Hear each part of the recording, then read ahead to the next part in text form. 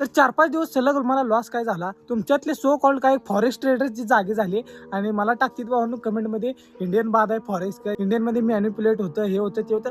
तुमचं 100% खरं आहे. फॉरेक्स जरा म्हणजे फॉरेक्समध्ये थोडंसं प्राइस ॲक्शन बरोबर काम करतं, सपोर्ट रेशनमध्ये ट्रॅप थोडं कमी होतं, पण फॉरेक्समध्ये लॉस होत नाही असा काही विषय नाही. इथं जर आपण इंडियन मार्केटमध्ये 100चा रिस्क घेत असेल तर 300चा आपण प्रॉफिट घेणार आहे. म्हणजे 1:3 जर कोण घेत असेल तर म्हणजे मी घेतो 1:3. आणि फॉरेक्समध्ये सुद्धा आपण जर $1चा रिस्क घेत असेल तर $3चा प्रॉफिट घेणार आहे. त्यामुळे म्हणजे इकडे तिकडे सगळं दोन्हीकडे सेम आहे.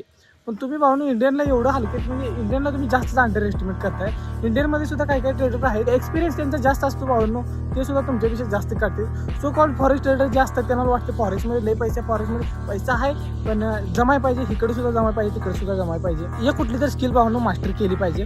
फॉरेक्स काय बादच आहे असं मी म्हणत नाही. तुम्ही भावनो जास्तच इंडियन मार्केटला अंडर एस्टिमेट करता आणि सगळं तुमचं खरं आहे. SMC वगैरे तिकडे जास्त हे ॲक्युरेट वर्क करतं, पण इंडियन मार्केटला एकदम अंडर एस्टिमेट करणे ही भावना चुकीचं आहे. आणि तुम्ही म्हणता इंडियनमध्ये सोड, इंडियनमध्ये काय लय विषय नसतोय, इंडियनमध्ये ज्यादातर लोक अशी लॉसेस करतात, हे सगळं खरं आहे भावनो. पण पराभवाच्या भीतीने रणभूमी सोडणे यात काय अर्थ नाही. त्यामुळं हो दे लॉस, होणार लॉस, इकडे सुद्धा लॉस आहे, तिकडे सुद्धा लॉस आहे. पण फॉरेक्स तुम्ही ज्यादातर लोक फॉरेक्सला लय इन्फ्लुएन्स झालेला आहेत आणि खरं आहे हे सगळं. फॉरेक्समध्ये जास्त व्हॉल्यूम आहे, हे आहे ते आहे, सगळं खरं आहे.